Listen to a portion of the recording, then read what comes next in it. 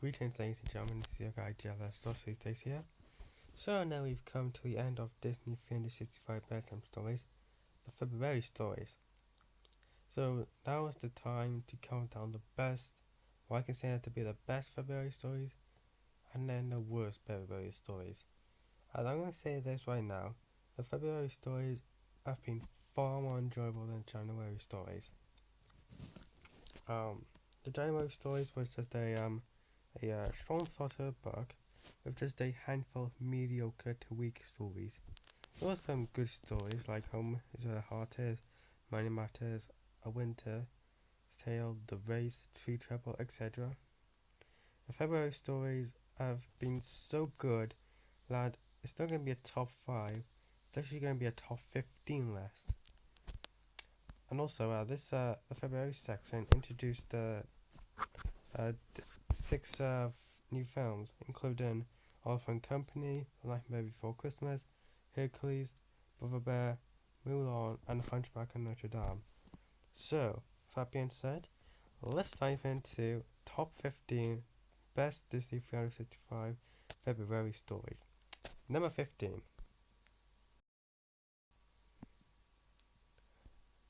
Coming in at number 15 is story number 8, Tag. The story mostly focuses on Simba and Nala having an ordinary day at Unemployed Lands playing tag.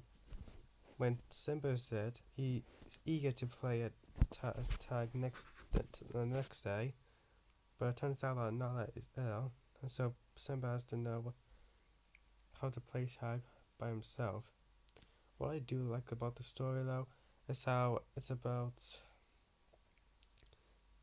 one friend, two friends playing the game together. They want to play it again the next day, and then one friend is just ill. That's happened to me before, and reading that story has just reminded me of that. Although my main complaint with the story is the title. It should have gone a better title. But anyway, a good story all around. Number 14. Number 14 is the story number 29, Leap and Leap Year. This story mostly focuses on Mickey Mouse. Mickey Mouse like explaining this to us audience about leap year, how uh, this it the sun orbits around the sun a little longer every 4 years, so we had to make an extra day just to make up for lost time. Know that know what leap year really meant until I read this story. I'm not actually kidding. 15 years old and I did not know the meaning of New Year. And yeah, and it's a good way to end off the February stories as well. Number 13. Number 13 is story number 4, Soup's On. And out of the 6 new returnees to the book, Oliver and Company, The Hunchback of Notre Dame, Nightmare Before Christmas, Brother Bear, Hercules, Mulan. Mulan is the first one to return. So how does the first Mulan story in this book hold up? Well, I really do enjoy this story. As I feel like it's a little rewrite of the scene from Mulan where after Mulan's father gets accepted to go to war, but Mulan doesn't want him to go there. She's worried about him. They have a little argument about it. There's a slight change where Mulan is just making some soup, and yeah, I do enjoy this story. And yeah, moving on. And number 12, we have story number 1, Rolly's Midnight Snack. Excuse me. Um, the story mostly focuses on the Dalmatian puppies, well, Dalmatians in general, having a nice sleep when Rolly is feeling hungry, of course. So they get to the kitchen for a midnight snack, and then Rolly ends up being stuck in a bin, and so it's up to Patch and some other puppies to rescue him. I feel like the story is really simple as well, but yet it's so pretty action packed. Like, you could actually just see how they could rescue away from that. That's how I picture it. I just like general stories. In the February section starts off with a story from my number one favorite Disney film. If you see my this December review on 101 Dalmatians, you know that 101 Dalmatians is my number one favorite Disney film of all time. So yeah, Wally's Moonlight Snack is a good story. Number 11 is story number 12, A Lady's Touch. That's not sexual, that is actually the title. The story is focused on the the deer's baby. Hold on. Yes, I did. Um, the deer's no, lady's owner's baby is crying, and lady helps him to go to sleep.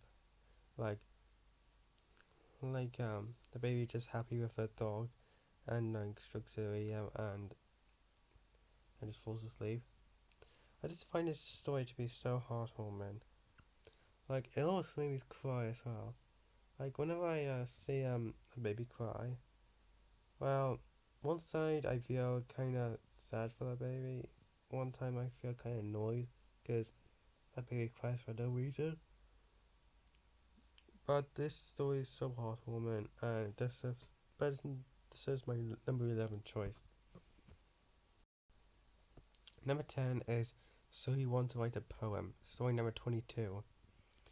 This story is about when Tweedledee and Tweedledum write their own poems about writing a poem. I'll be honest. When I read um, the first line of the story, I thought it was gonna suck. Like, didn't I was gonna be with Wyman, which is so annoying after what Sharon Miller did. Um, but as I read on, the story is more enjoyable. Like, I'm actually surprised it didn't have a happy ending. No, seriously, it doesn't actually have a happy ending. Like, they said that they'll make a never never write a proper poem, but I was suspecting them they would do it eventually, but they actually didn't. The story ends off with them just failing, and I'm like, okay, okay. And the poem they write is kind of clever as well. Of all, it turns actually I'll save that. Let's go to number 9. Number 9 is story number 10, Relaxopolis, about Sully and Mike see this billboard to a summer paradise and just going to the beach. I do find the story absolutely entertaining about Sully and Mike just. At first, I thought it was going to be like a little fantasy, but no, they actually end up going to the beach. Like, yeah.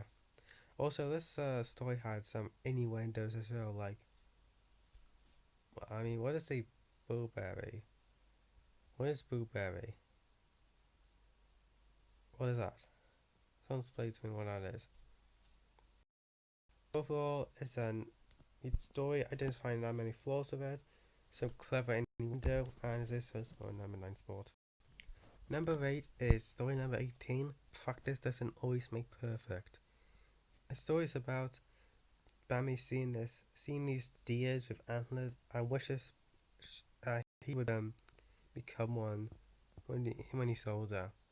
The story actually reminds me of a Thomas episode called Dream On, if you remember that episode from season 11. And and and I do like how Bambi is trying to prove that he wants to become an antler as well. I mean, eventually, when he's older, he does become um, an antler. I don't know what the hell that was about, so I apologize for that. So yeah, overall though, practice doesn't always make perfect. I mean, it does actually. It actually does. Practice does mean perfect. So this is why I'm gonna rate choice. Uh, number seven. Number seven is Story number 21, Chaos in the Kitchen. About the fairies called Merryweather, Flora, and um Aura, I think. How can I forget the last fairy's name? Just mention my Sleeping Beauty review. And this story is about the fairies just cooking a meal for Aurora. Like with us, so you want to write a poem. Reading the first line, I thought it was gonna suck because if you know, if you watched my top five worst Disney 365 January stories, you know that I put story number 21, Sleepless Beauty, on our list, and the first line just reminded me of that because Sleepless Beauty was just a dull story, but this was just much better. One, and it is this my number seven spot. Let's go to number six. Number six is story number 26, The Sweetest Songs of All. So this story is about when. Oh. Okay, so The Sweetest Songs of All is about when Quasimodo is feeling sad in the bell tower because he's forbidden to leave the bell tower. So he makes a little wooden carved